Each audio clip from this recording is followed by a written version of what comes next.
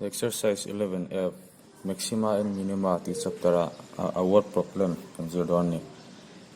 question here. Find two positive numbers whose product is 49 and the sum is minimum. Tinia positive number pani in multiplier 49 chuak. Chuan chumite number pani chu bela claim the dan ber ni si kha min zotani. Tuan 49 chu enge multiply la chawang ti chuan 7 into 7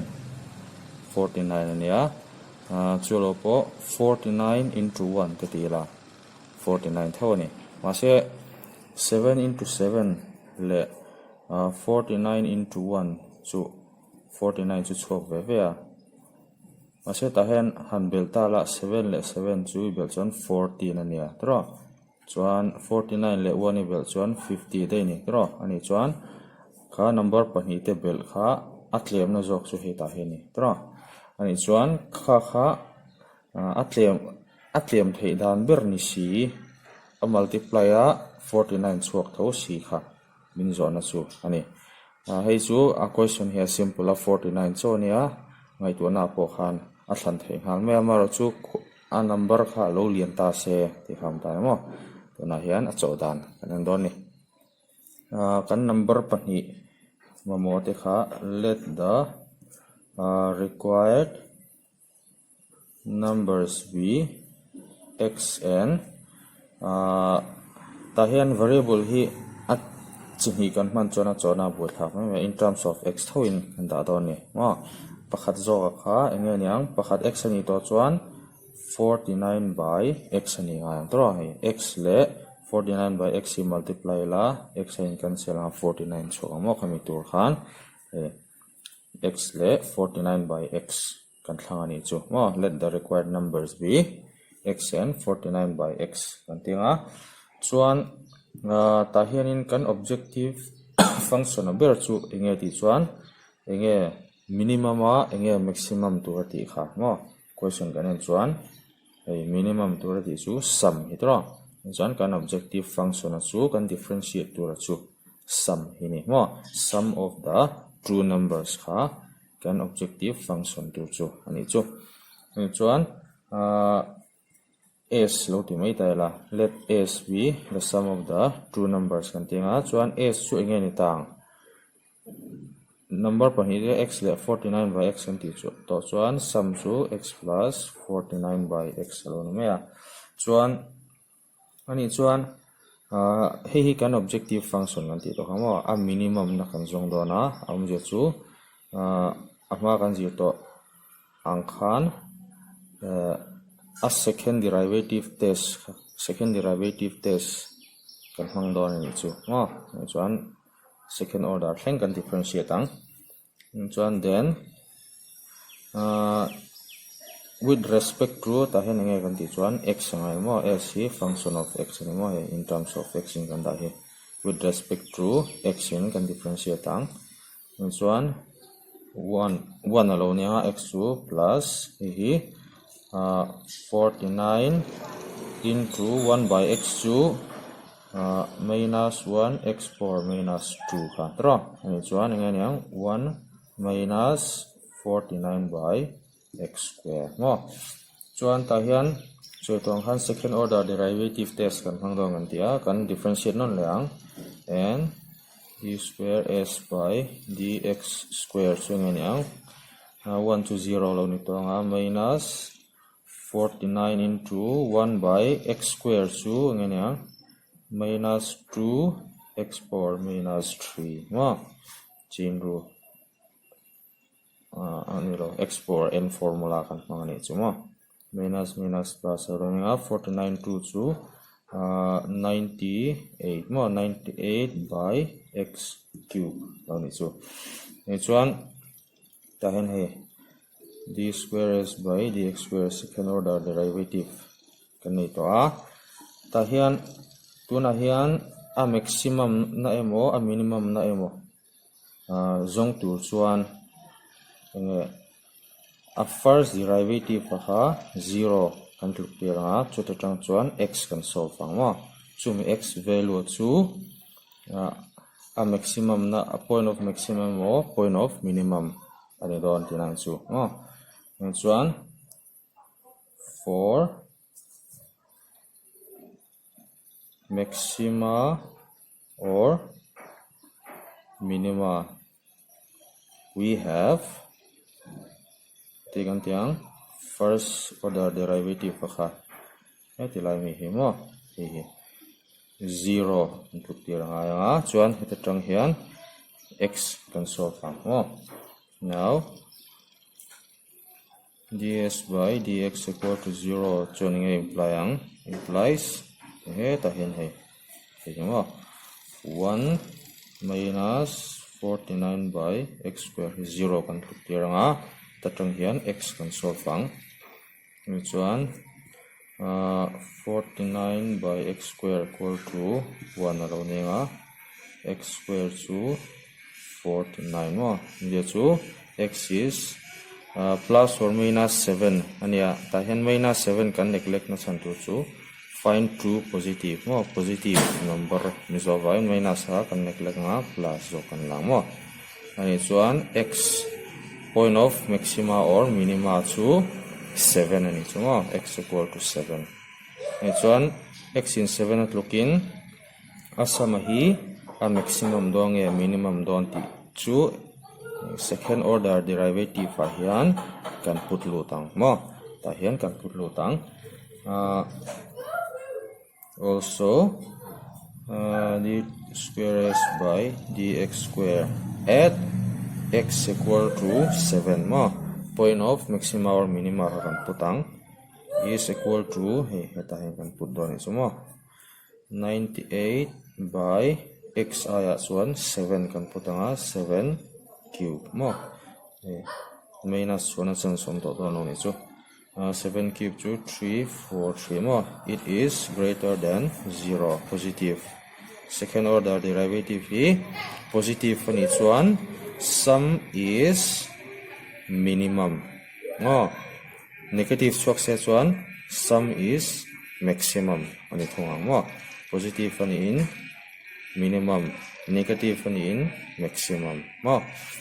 ha second order derivative mga zonda ania chuan so hinting kan zia theta lang so x equal to 7 mo x equal to 7 is the point of positive line point of minimum mo minimum ninga conclusion as one hence the required numbers are tingin yang x is 7 ani chuan he tila hen x is 7 ani chuan 49 by 7 ani vela me pakhat jok chu 7 thau ni to 7 and 7. The next one, the rate of working of an engine is given by R equal to where V is from 0 to 30 more and V is the speed of the engine, so that R is the least when V is equal to 20. Tinia tahian kan objective function hi meron pelok sa enge kan ti chuan enge list tur ati kha mo atliam na ber min zo chu so that r mo rate of working of an engine kha kan objective function in sumo he heta hen pya chuan hi kan differentiate to chumo second order theng differentiate anga chuan ta hian v hi speed of engine tinmo atilai v hi with respect to V in and differentiate ang. So on V in 20 looking a rate of working kha at least a minimum t can show on it sumo. In one tahianin we have R hi 15V plus 6000 by VT. Impeani chuan hi kan objective function yang kan differentiate halang d R with respect to V mo R with respect to V kan differentiate ang in chuan 15V in chuan 15 chuan tahian minus so don to minus 6000 by v square mo 1 by v differentiate chuan minus v minus 1 into v 4 minus 2 mo chuan second order thlang kan differentiate hal lo ang di square r by dv square chu kan differentiate no chuan 0 ninga chuan hi minus 6000 1 by v square hi differentiate chuan minus 2 v4 minus 3 in chuan minus plus aninga 12,000 by v cube ani chu hi a positive don nge a negative don ti kha kan check tur chu na me when v is 20 tro point of maxima point of minimum tur kha hai point of minimum tur ha min pelok sa ni chu mo zon boy ngai lovin hi 0 tluk tir ran pa ngai to lo ni chu mo first order derivative kha v20 min than saksa ti nang tluk ani chu a point of minimum kha chuan now so me doni second order derivative hi at v is equal to 20 hian a negative don nge positive don least tur chuan nge ngai ti chuan it should be greater than 0 0 ana len ngai alian don em ti chu hi ta hian 12,000 by v cube ni tro v aya 20 da chuan 20 cube negative chuan chan song to ron chu 8,000 it is greater than 0 greater a second order derivative is greater than 0 ni chuan r is minimum when v is equal to 20 conclusion therefore r is minimum or least when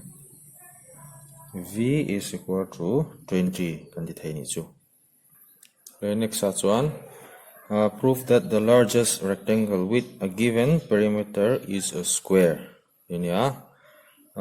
rectangle lian thei ber chu square ani tinang tluk ani chu given perimeter pek sa ni chu fix danglam don lo ni chu perimeter chu perimeter pek sa a rectangle lian thei ber chu square ani ti proof angai ni chu ai chuan ta kan proof tur a chu nge ti chuan kan objective function he nge ta hian nge largest ti chu largest rectangle with a given perimeter is a square largest ati chu ta hian tuna hian rectangle square ti te chu two dimension ne to two dimension hi largest alen le te chu engin nge soi fia ti chuan area two dimension chu area in alen lo soi fia ni chuan area chu kan objective function ni chu area of rectangle kha je chu a lon ta se area kha d square a by with respect to nge kan differentiate don a side kha tian x lo ti taila with respect to x hi it is largest to one less than 0 he can prove to ni mo when x is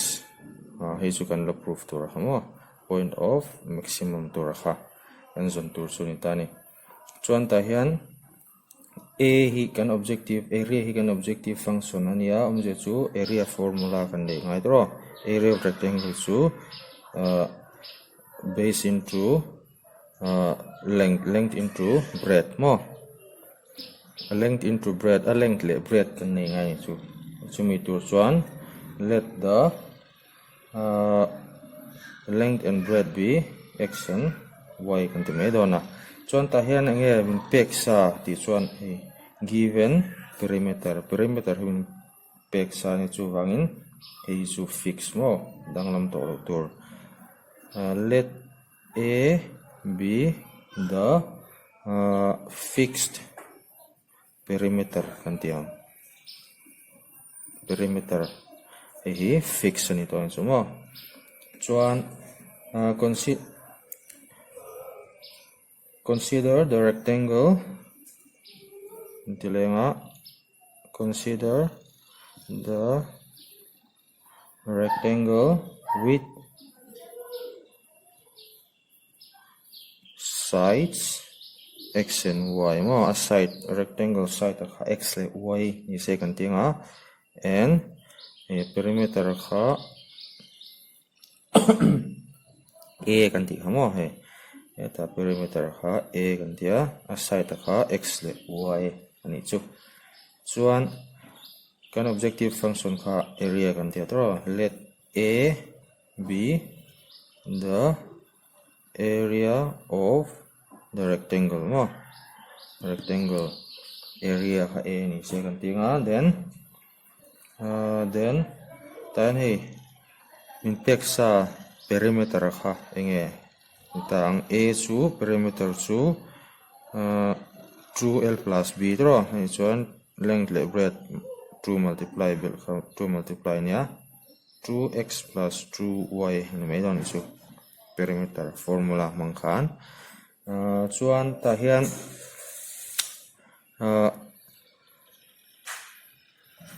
hi enge he equation hinge tangkai ni ti chuan he ta hian he variable hi pahnih kan hmang ta variable hi pahnih ni chuan equation pahnih kan mo dona ma se pakhat ba kan ni silong tro chuain in terms of x mo in terms of y ve mo kan da ngai chumi tu chuan hi given perimeter formula kha kan hmang don chumo he hmang hian y hi in terms of x in kan thla kang chumi tur chuan utatang hen y value kan la mai don ni 2y chu nge nyang a minus 2x mo chuan y chu a minus 2x by 2 hemi y value hi side pakhat zoka khan kan da don ni mo x in kan thak don ni chu chuan kan ti tur chu kan objective function differentiate khan tro a chuan therefore a chu nge ni tang area of rectangle formula kan hmang me dona x into y tro ai chuan y kha inti kan ti to he ta hen x in kan thak to tro he kan hmang a minus 2x by 2 he enge tangkai ni ti chuan he kan area hi x in terms of x in om to mo ni chuan with respect to x in kan differentiate ang therefore derivative of a with respect to x chu ni tang hi differentiate also to and simplify chatila ax by 2 minus bracket open chuan x square mo 2x square by 2 in katang hi a mo he kan differentiate don ni chu ai chuan a by 2 constant nia x differentiate chuan 1 mo minus x square chu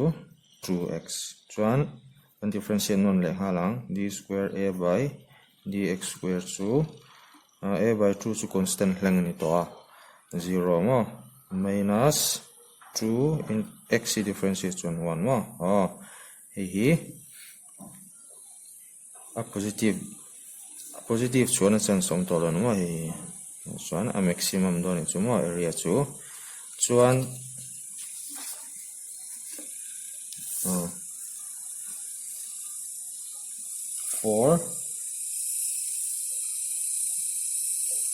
for maxima or minima we have first order derivative kha dA by dx kha 0 kan put tira tro chuan he equation atang hian x kan solve ang chuan x chu point of maxima or minima ni don chu ai chuan now dA by dx equal to 0 implies yang dA by dx chu ta khan a by 2 a by 2 minus 2x kan ti khatro kha 0 untuk tiro ni chu chuan tatrang hian x is solve ang x chu enge yang 2x equal to a by 2 mo ani chuan a chu x chu a by 4 ni chu mo chuan hi point of maxima or minima ani thei ni chu ingzo nge ni don ti chu second order derivative a khan hi kan putanga a negative nge positive ti check zong khan mai also let d square a by dx square a khan hi kan putang at x equal to a by 4 hi kan song chaw dan chu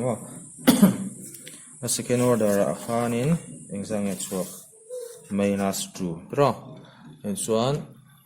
minus 2 hi constant hlang ania x a by 4 put to x a kham to lo ni tro and so on minus 2 hlang ania and so on minus 2 back so thela chuan it is less than 0 tro less than 0 negative chuan area is maximum maximum when x equal to a by 4 tika kan cho chun mai in chuan therefore inding ang x equal to a by 4 is the point of negative ani vain maximum point of maximum ti kan so thea ani chuan x in a by 4 tluk chuan enge y na tluk veng ti khan maya so y equal to heta hian y kha a minus 2x x a hian enge kan da twang a by 4 draw a by 4 by 2 mo y kan chok chok thei ni chu chuan hi ain katanga 2 mo chuan a minus a by 2 chu ngenyang a by 2 thau tiro a by 2 thau ninga 1 minus half mo divided by 2 here and so on 2 9 katang to I multiply on to a by 4 thau so ga ni chumo x in a by 4 look in area of rectangle is maximum ti kan so chuan x in a by 4 look chuan y point a by 4 lo look ve tur ti kan mule a ai chuan a by 4 ve je chuin ang ti na tro x le y hi area maximum tur chuan a in anangai ti kan so ti na ni chu in chuan x le y chu nge ti chuan side of length and breadth of the rectangle kha mo ai chuan ate conclusion an je theita kang here x equal to y mo x le y nga ai chuan ate conclusion kan jiang hence the rectangle is a length le a breadth in an view chuan nge nyang ka rectangle kha square ani ti na mo is a square maximum area ni tu chuan a length le breadth in an hai length le breadth in ang chu nge ti chuan square mo maximum area chok tu chuan square ani ngai ni chu mo the next question number 15. A window is in the form of a rectangle surmounted by a semicircular opening. The total perimeter of the window is 10 meters. Find the dimension of the window to admit maximum light through it. Tahian kan window hi rectangle chunga semicircle in church nangin oma mo shape ni rectangle le semicircle in belbom ai chu chuan tahian given chu perimeter ni mo perimeter of the window he window tlang te kwal hi a sejong chu 10 meter mo perimeter min pe ni chu chuan find the dimension of the window to admit maximum light through it light hi he window hian atam thiang ber lut turin he window dimension hi zange ningayang tinania ani chuan kan objective function ber tur chu area ni chu mo light ron lut tam thei tur chuan a area zaw ngai ni chu kan area of the window hi kan objective function tur chu ni mo kan differentiate tur chuan ta hian window hi soitawngin shape pahnih in bel bawm nia a area hi formula pahnih rectangle le semicircle formula kan hmang dawn chuan area of rectangular part hi ta hian a length hi x le y ni se kan tia chuan length into breadth mo hemi rectangular part chin zong area hi chuan plus a chung lampang semicircle area hi zong tur chuan radius kan hriat angai mo radius hi center ni ta se radius chu hei hetilai rectangular part length x half chi khanin tro and chuan x by 2 half of x the radius of the semicircular part inengani chuan area of semicircle chu pi r square by 2 mo half of pi radius square radius x by 2 kan tia x by 2 square mo hi kan differentiate tur chu ani chu chuan ta hian hei variable hi chihni in awma x le y in chuan in terms of x in amo y in amo kan thlak lo chuan ni differentiate thei dawn lo pa ta hian y zok hi lo thlak tum tai la mo y hi in terms of x in thlak kan tomang em tin ti chuan heta given atang hian mo perimeter mi pe atang hian y hi x a kan thlak photanga chuan x a kan thlak vek nuwa area hi with respect to x in kan differentiate thei chawang chuan chumi tur chuan he ta hian so the perimeter of the window is given by antinga a perimeter hi 10 meter ativain perimeter equal to perimeter so he tlang te equal hin maya then te equal zela hi x ania y mo y hi pahnih om don ti nan chu x plus 2y mo chuan hemi semicircle circumference hi examine yang ti chuan circle circumference chu 2 pi r ani tro 2 pi r half ani chuan pi r mo plus pi radius chu ta hian x by 2 mo pi x by 2 tikhan hi perimeter of the window atlang te equal mo chuan heta tang hian y value kan la chu heta hian kan putang and chuan implies 2y equal to ingenia 10 minus x minus pi x by 2 mo and chuan y chu ingenia 2 in divide thei tur mo divided by 2 5 aninga minus x by 2 minus pi x by 4 lo ni tonga chuan hi simplify hetila minus the common la minus x mo and chuan 1 by 2 ta hian hi LCM la kangai don thowa minus pi by 4 mo pi by plus tikhan hi y value mo y hi ta hian kan putang area hian chuan le therefore area of the window is area of the window hi a ni se kan tianga a equal to ta hian hei rectangle le semicircle area formula kan belang rectangular part area chu length into breadth nga tro he ta kan sia to kha x into y plus half of pi r square radius x by 2 kan tia x by 2 square mo chuan hi y khai ta hi substitute kan ti kha x into y a hen hi kan sia kang 5 minus x hi LCM la halila 4 LCM nga 2 plus pi mo hi y x into y plus hi and pi x square by 2 square 4 and 4 to 8 mo. He can differentiate on it. Then he bracket open la differentiate on the one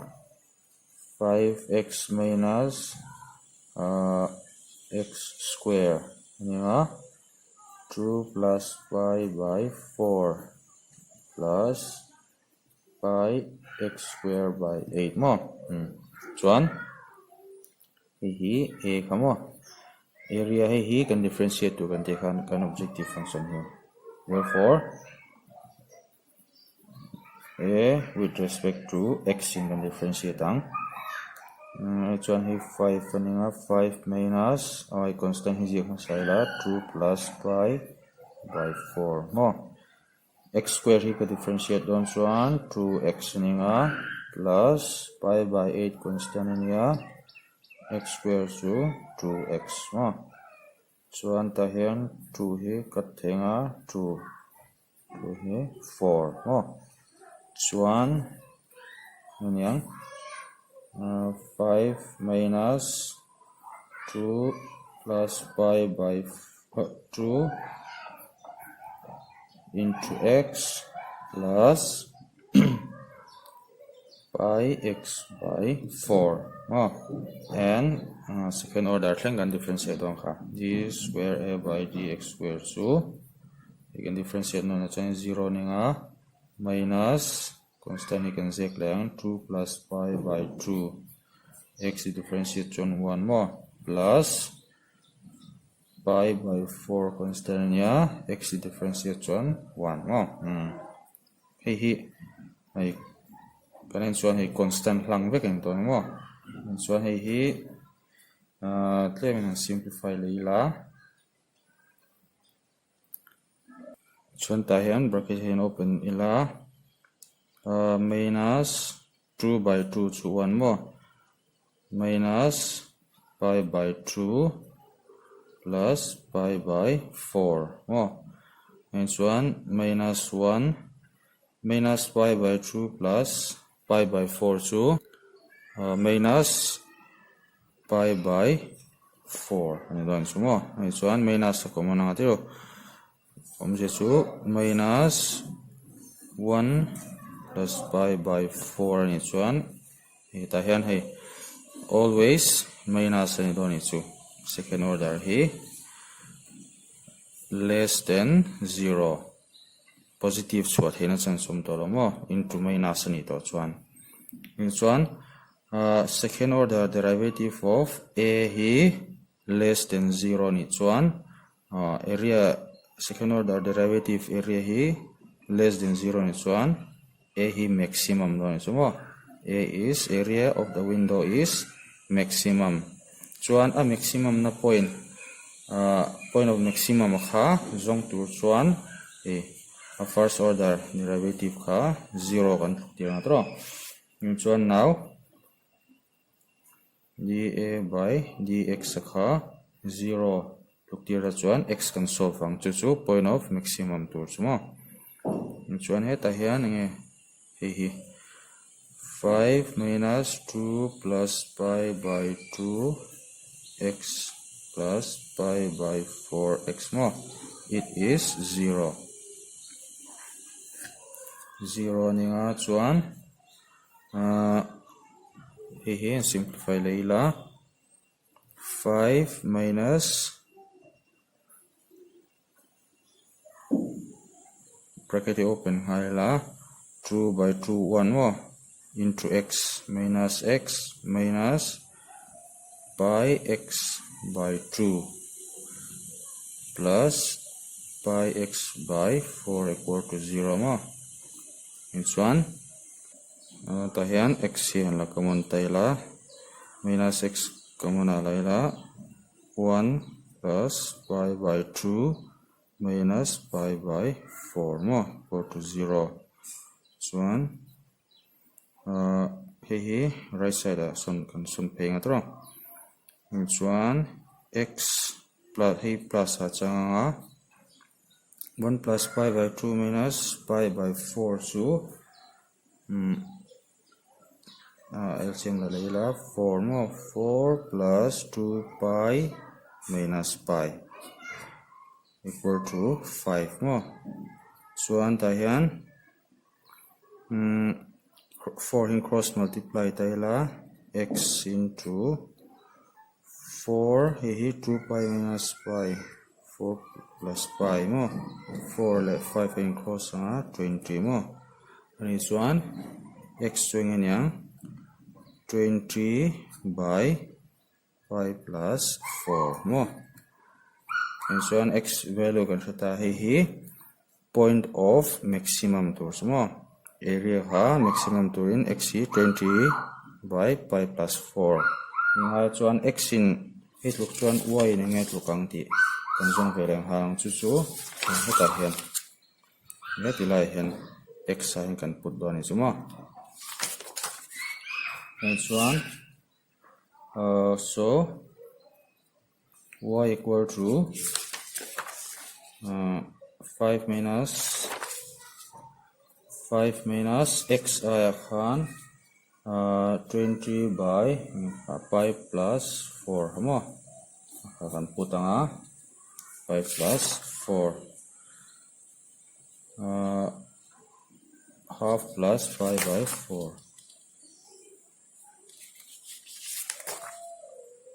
half plus 5 by 4 mo.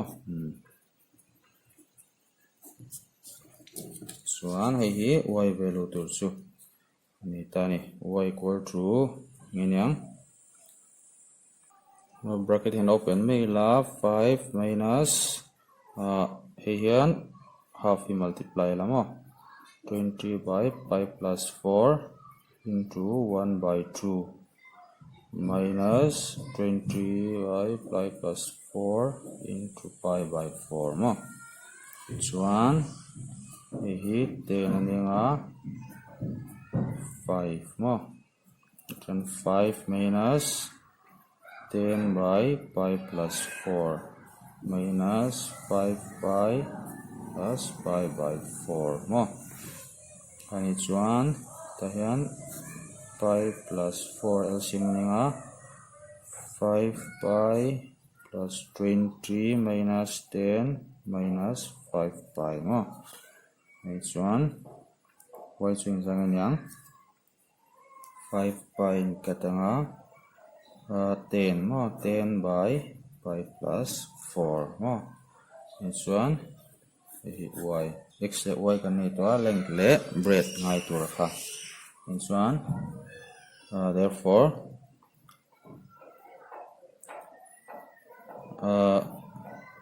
length is 20 by 5 plus 4 meter ani nga nga breadth hi 10 by 5 plus 4 meter nga nga radius of the semicircle chu nginyang half of x katro x length half hi half of 20 plus pi by 4 ni chuan katanga 10 by 5 plus 4 meter ni chuma. The next question, number 17. An open box with a square base is to be made out of a given cardboard of area c square unit so that the maximum volume of the box is c cubed by 6 root 3 cubic units. Tahian kan box sahi cardboard atanga siam tur ania chuan cardboard area chu min pesa a cardboard kha tinan heilo ni ta se cardboard hi he cardboard area hi c square ti san mo chuan he ta tang hian box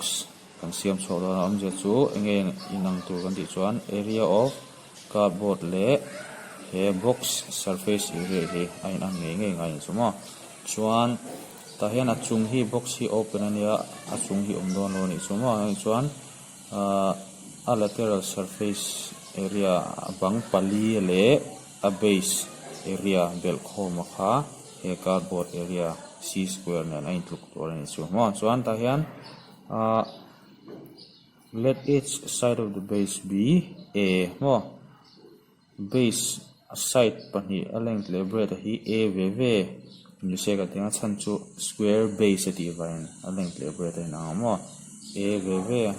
ni se kan tinga chuan a san zong hi h ni se kan te pokang chuan then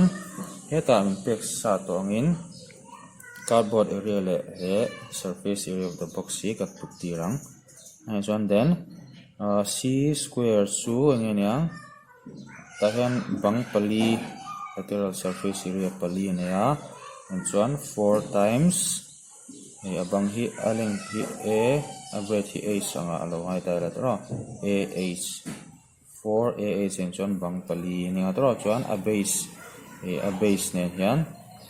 a base square nia square chu side square mo a side hi a kan tia chu vain plus a square hi given ani chumo area heta tang hian relation a and b kha kan nei thei do ni ta hian inge kan objective function ber chuni tang volume hi ni tro volume of the box so that the maximum volume ati hi volume hi maximum volume hi c cube by 6 root 3 hi ani ti kan so ngai do na je chu a volume hi kan differentiate tur mo an objective function ni chu chuan ta hian volume of the box formula chu hi cuboid shape ania ani chuan length into breadth into height mo length le breadth hi na a ve ve ne a square mo chuan a height chu h kan tia length into breadth into height mo hei kan differentiate tur ase ta hian a le h alo om kop ta pahnih variable pahnih chuan a in angin kan siamang h ve ve mo a ve ve mo kan siamanga chumi tina tur chu nge ti chuan hei ta tang hian ho kan la don ani chu chuan ta hian a square ta tang a square lai la chu ta hian putila thei heta tang hian h hi a value lai la chu ta hian putila thei bawk ho chuan ta hian h jok hi lo la tai la implies ta tang hin mo h chu nge niang c square minus a square mo by 4a ni lan chu mo chuan hi ta hian kan put to ni mo therefore ta kan objective function kha v volume kan ti mo volume of the box equal to a square h kan tia chuan ta hian a square h tur aya hian nge kan dang hi mo c square minus a square by 4a hei kan hmu chuan in terms of a ve kinam don mo c kha chu given ania fix mo danglam thei to lo constant ani chu mo hei constant a kan ngai to ang hei variable a chenam ton mo chu vain volume hi with respect to a in kan differentiate to mai don ni ani chuan hei ta hian hei kat theia chuan claim simplify thetila a c square by 4 minus a cube by 4 mo that can therefore dv by dA with respect to a differentiate c square by 4 constant ania c square by 4 a differentiate 1 mo chuan 1 by 4 into a cube chu 3a square no chuan hi differentiate non leng halang and d square v by dA square chu nganyang hi chu constant lang ni to 0 mo minus 1 by 4 into 3 into a square chu 2a tro differentiating chuan hi nganyang katanga 2 minus 3a by 2 kan huang hian hi always negative ani do na chan chu a khainge side of the box kha negative achok thengai don lova je chu ta minus in a multiply wangin hi always negative mo and chuan second order derivative of the volume of the box is negative je chu volume is maximum ani don chumo maximum chuan a maximum na point akhachu heta tangin kan solve pang tro. Now dv by dA first derivative pakha 0 kan tluk tirang chuan a kan solve pang chu point of maximum tur khat mo chuan ta hian nge hei tro hei hi 0 kan tluk tirang c square by 4 minus 3 by 4 a square 0 kan tluk tirang a and chuan c square by 4 equal to 3 by 4 a square lo ninga 4 in katanga a square swingin yang c square by 3 mo a square hetilai volume formula a square kan nei to a square value hi kan nei a chu kan putanga volume kan to me don ma set a hen hi h hi kan la tre lo atro chuan h hi enge ni ti kan zong le anga chu heta hian hei h kan nei khamo h kha kan zong le photang a square hi kan put lu tanga now h2 c square minus a square I hen hey c square by 3 kan da tong c square by 3 by 4a mo hi kan cm rem hlekanga chunga hen LCM 3 nia 3c square minus c square by 4a mo 2c square by 12a mo and chuan katanga 6 mo c square by 6a ninga chuan ta hian a alom that me ta hian a chu heta tangin a value hi la kan to mang a square hi c square by 3 nia ni chuan a chu square root in a phenga c by root 3 mo hi ta hian kan put don ni mo a hian ani chuan c square by 6a zectorin c by root 3 kandanga ani chuan c chu pakhatin katanga to c by 6 chuan root 3 hi chunga chonga root 3 mo chuan ta hian 6 hi 2 into root 3 into root 3 alo expand taila hei hin katanga chu c by 2 root 3 mo hi h tur kha ai chuan enge kan nei to a square le h kan nei to ai chuan volume chu kan nei thei to therefore volume of the box equal to a square I hian enge kan dang c square by 3 mo into h I c by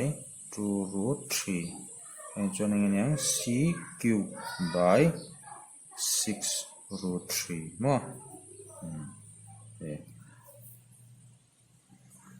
The next question number 19 show that the right circular cone of least curved surface and given volume has an altitude equal to root 2 times the radius of the base. Tahian kan right circular cone hi hilun ta se radius hi r lo di taila a height hi h lo ni ta se chuan enge kan so tur ber chu ti chuan right circular cone curved surface area hi atlem thei dan ber chu altitude equal to root 2 times radius ni ti kan so ngai chumo altitude chu tu na h kan ti h equal to root 2 times the radius hi kan so tura mo question ni kan so don kan proof don ina lo nia chuan ta hian enge kan objective function ti ha poi mo le ta enge lisa maximum sei kana na lisa ron sei hi curved surface ro curved surface s lon ta se s curved surface hi kan objective function tu chunia enge a formula di chuan curved surface area of right circular cone to pi r l tro l hi slan height ni l mo pi r l kan de hei r le l in chopole ta ani chuan in terms of r ve ve no thak kan tum don ani chu pi r l l chu formula khani ti chuan root over r square plus h square ani nga ma se hi kan en chuan l kha hei r le h na lo le ta ni chu variable chi hi le tho r le h mo chuan h bok hi emo hi r in tha kan tum le don ni chu mo chumi tur chuan enge ngai ta ang ti chuan eta again in pe given volume mo volume in pelok sa ni chu mo omje chu volume kha fix ni chu mo volume pek sa a danglam ve thei to lo ani chu volume chu mo a volume dang pek sa a curved surface area tlem thei dan ber hi hi ni ti kan show tur chu mo ani chuan volume chu enge formula kan di chuan then v is equal to volume of cone chu 1 by 3 pi r square h to hi volume hi constant ani kha adang lam the to lo chuan heta tang hian h hi nei kan tum do ni chuan chu heta hen kan put let lenga s chu in terms of r in lo vector chuan with respect to r in kan differentiate ang ma chuan heta tang hian h value to chu 3v by pi r square tunan hei h hi in terms of r in kan thlan v hi chu constant a kan ngai to an ti kha fix ani ha ma r che variable an tan chu chuan hei hi ta hen kan putang let S be the curved surface area of the right circular cone lo ti taila then S chu nge ti chuan pi r l draw where l is slant height kan ti kha and chuan setongin pi r l kha root over r square plus h square nanti kamu ani chuan ta hian h hi helai h I hian hi kan da do nanti ta halang pi r root over r square plus h square h chu hi kan tia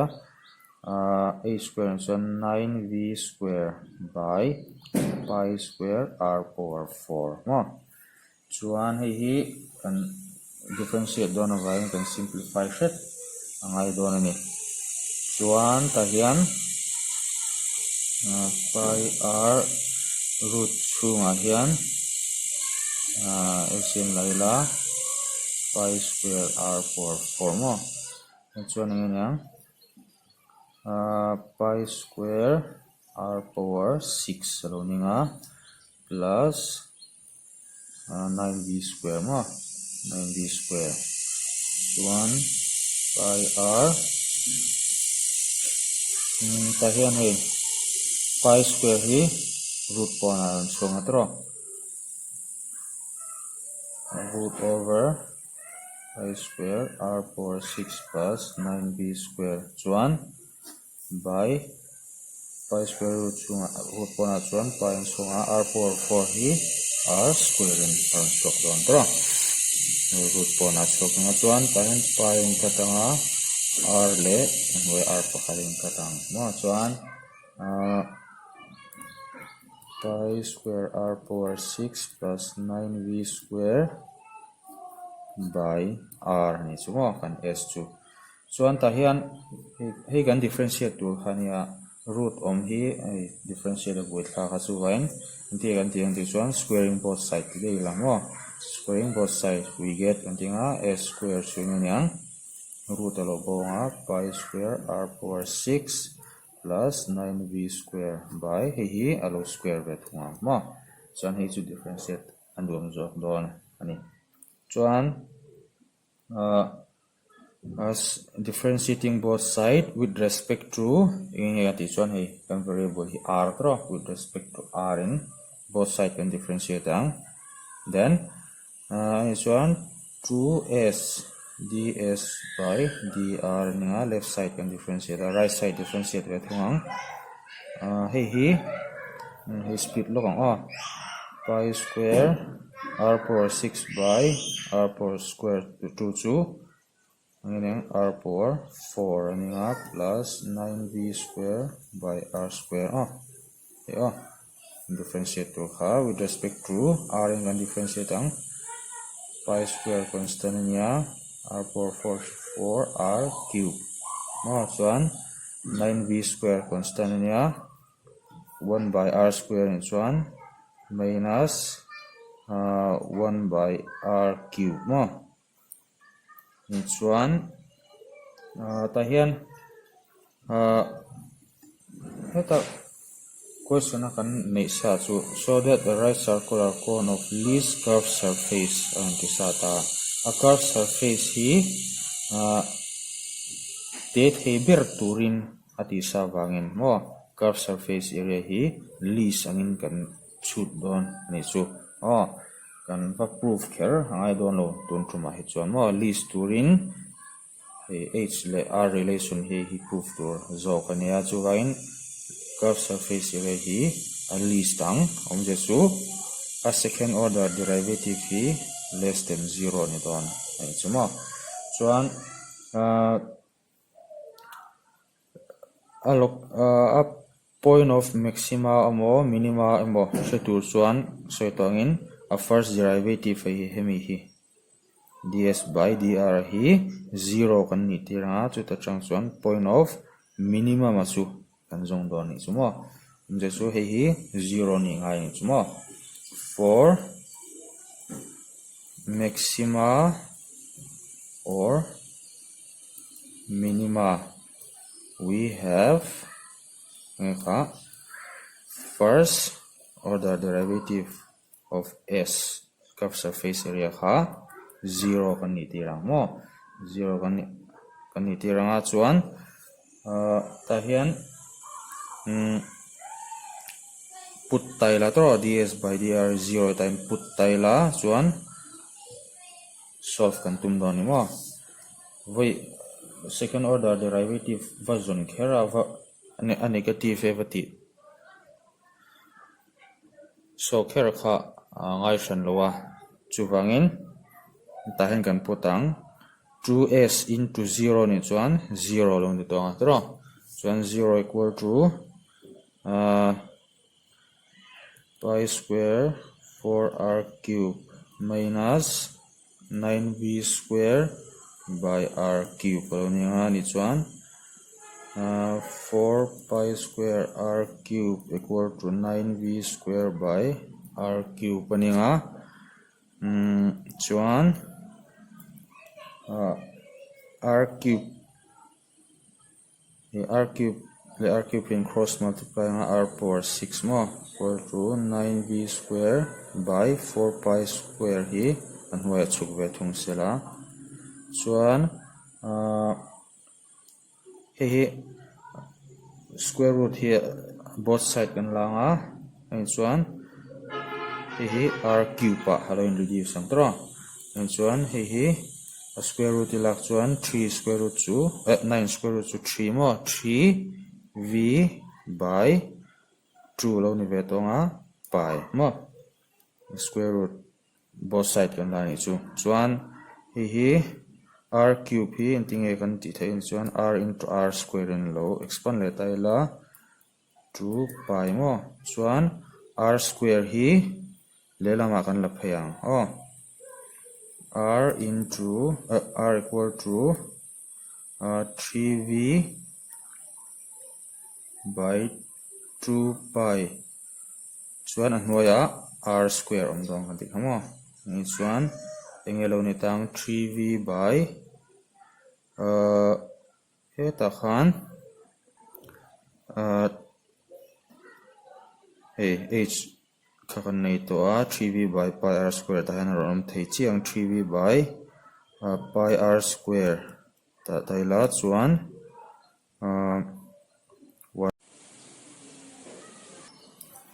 chuan 1 by 2 sorry ta hian tisual ka nei ta hian hei 1 by r square ka differentiate khan minus 2 by r cube to so kan mo ta hian minus 2 sorry ta hian correction siam ngai minus 2 alo ni zo nga ni chuan he ta hian minus 18 alo ni 9 to 18 ani nga